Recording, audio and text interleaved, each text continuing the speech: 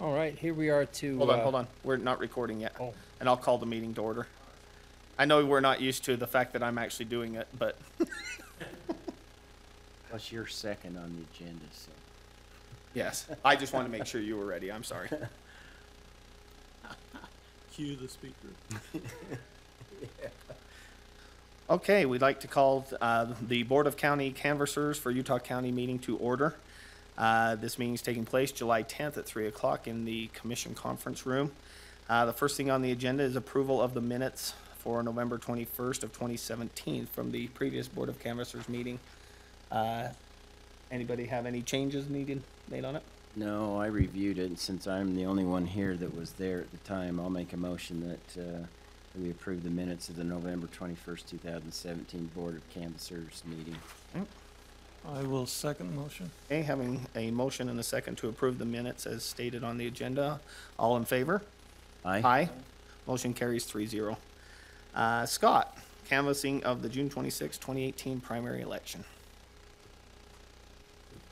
Yes, here we are. We're finally done with this one. Let me just go through some basic things with you. First off, I should start out by talking to you about the audit. There's a summary form in there for that.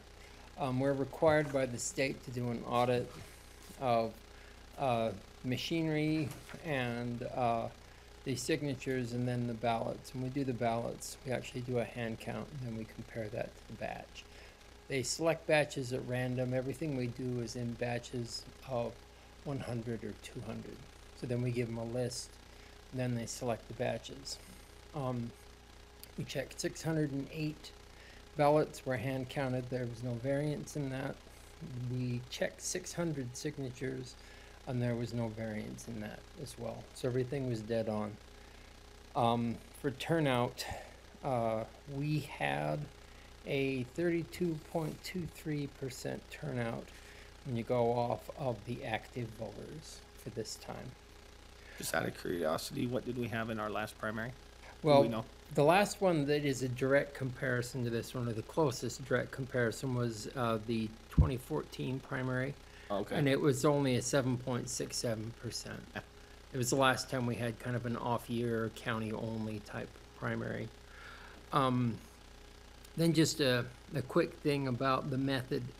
We had 92.32% of the ballots were cast through the mail, and the rest were done at the service centers that we had. We had 24 service centers throughout the county.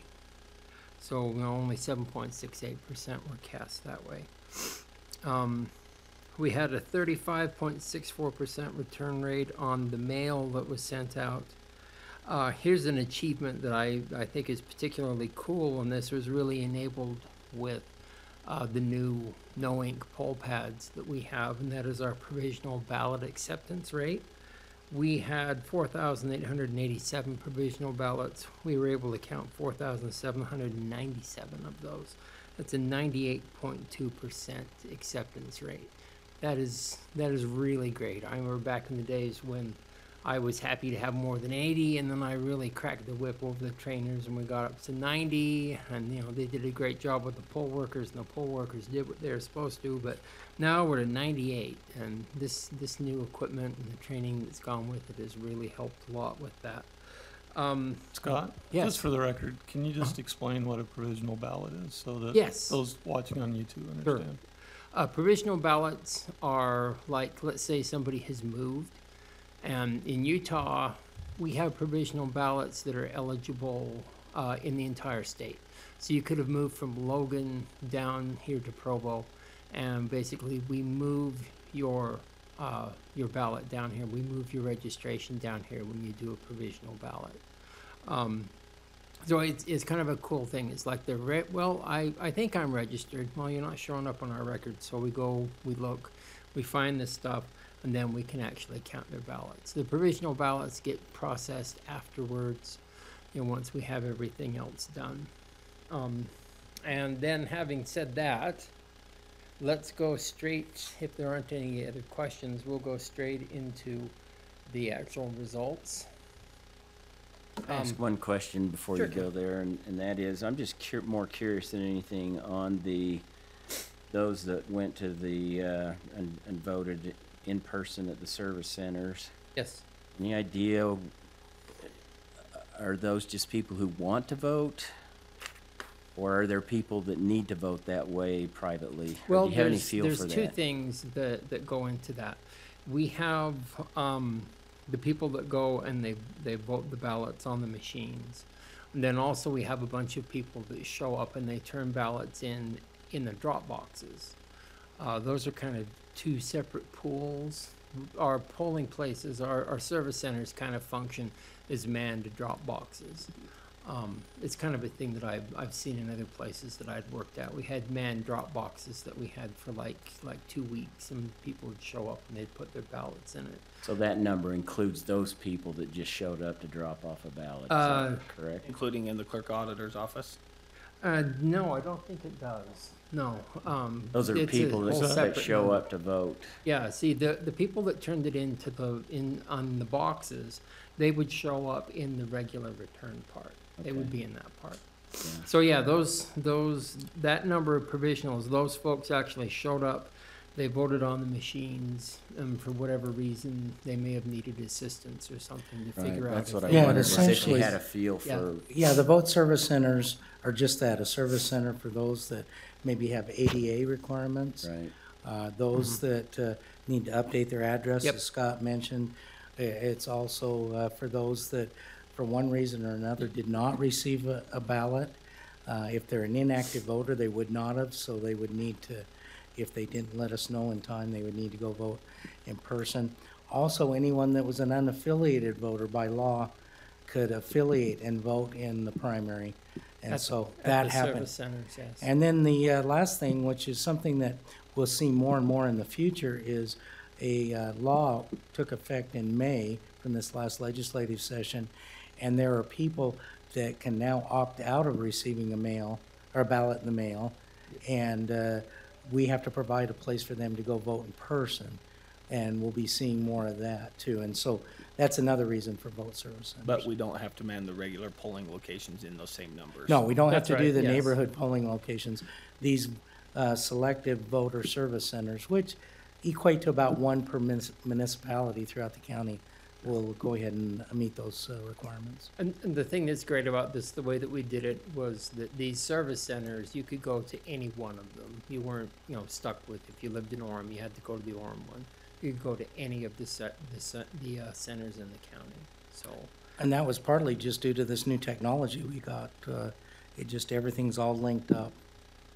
And so it really provided some great efficiencies. Yeah, since this is the first time we've used vote by mail, all that equipment, did everything work Yes. well? You were pleased with how the equipment functioned? Yes, I think probably the most important and the newest part of it, see, we had done basically the same system, but not with the poll pads, the no-ink poll pads and the voting machines directly communicating. We could make cards now with the poll pad that could be used in the machines. We didn't have that in 17. That was a whole new thing that was brand new. You mean when we did the last vote by mail for the municipalities? Yes, Okay. it didn't have that, yes. And because we did that, we were able to eliminate the huge number of ballots that we would need at each one of the locations. So somebody could show up at any one of the locations and vote any ballot style. I can only imagine how much fun it would have been to have tried to fit, almost 400 ballot formats in a rack in one of our smaller locations. That would have been interesting to see how we would do that. The room would be mostly ballots and no one voting in it, would be what it would be like. So, yeah, the electronic stuff, the new machinery was great for that. It really made that possible, and it worked great. And our vendors did a fabulous job getting those two pieces to work. So that's probably the great technology story for this time, at least the new thing. The service centers also provide a way to vote if you waited till the last minute too, right? Because the mail-in was it a day before the deadline? Yeah, Yes. the postmark deadline is the night before any election. And so people that did not get their postmark they could still just come drop off their voted ballot at the polling location and still count. Or if they had waited and they had lost it, they could show up at the location. Or if it didn't come and, yeah, Yeah, exactly. They Like- could do- like mine missed the first batch, but got in on the second one. Yes, yes. Okay, any more questions? Nope. Okay, well, we'll go straight into the results then. The first race was the U.S. Senate. In this county, Mitt Romney won that handily with 49,000 votes to 17,000 votes for Mike Kennedy. U.S. Congressional 3rd District, John Curtis won that with 40,466. Is that one still all contained? They haven't redistricted the line to, it's still all contained in Utah County? Let me think. For John Third, Curtis? no. No? No, It's Okay. not, it's not, yeah. It's Okay. Salt It Lake. still does go into that a little bit? Yeah, I didn't it know if does they a bit. rechanged that. Yeah, there's a portion in Salt Lake and then also going down into southeastern Utah. So down through Carbon, Emery, Grand. I think even San San Juan, Juan. yeah. Oh, so Even it's in as San screwy Juan. as Mia loves. It has an interesting shape, yes, Yeah. it does. Now we have the state house races. First one was House District 27. Grady Brammer won with 3,940 votes to 2,917. Then House District 57. John Hawkins won that with 2,974 votes to 2,135 votes. House District 61. Marcia Judkins won this race with 2,433 votes to 1,604 votes. Utah County Commission Seat A. Tanner Ainge won this race with 42,898 votes to 19,844 votes. Utah County Attorney David Levitt won this race 36,454 votes to 25,952 votes. Utah County Sheriff's race. Mike Smith won this race with 38,338 votes to 24,444 votes. State School District 9. We have two winners from this. This district is all in Utah County. Cindy Davis came out in first place with 13,824, and Avalee Muhlstein came out with 4,615. Alpine School District 3. Scott, just Yes. one question. Uh-huh. On the Mulestein and Lincoln, Yes. the margin of difference didn't trigger any automatic recount or anything like that? No. It didn't fall in that margin? No, it's out by a ways for that. Okay. That was our Alright. only race all the way through that had been close enough to even think of needing a recount. All right. But it widened once we got everything into it. Next one, Alpine School District 3. We have two moving forward with this. Sarah Beeson had 3,430 votes. And Alpha Palu, hope I'm saying his name right, came out with 1,453 votes. And then we have Nebo School District 4. Rick Ainge had 1,311 votes. And Drew Daniels, 819. Those two will be going through the general. So that's it for the results for this time. Are there any questions?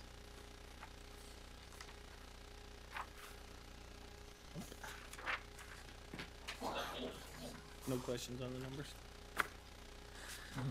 Well, Scott, thank you. Brian, thank you. You and your staff, Carly, and, I mean, I could keep going down the names, I won't, but thank you for doing a great job.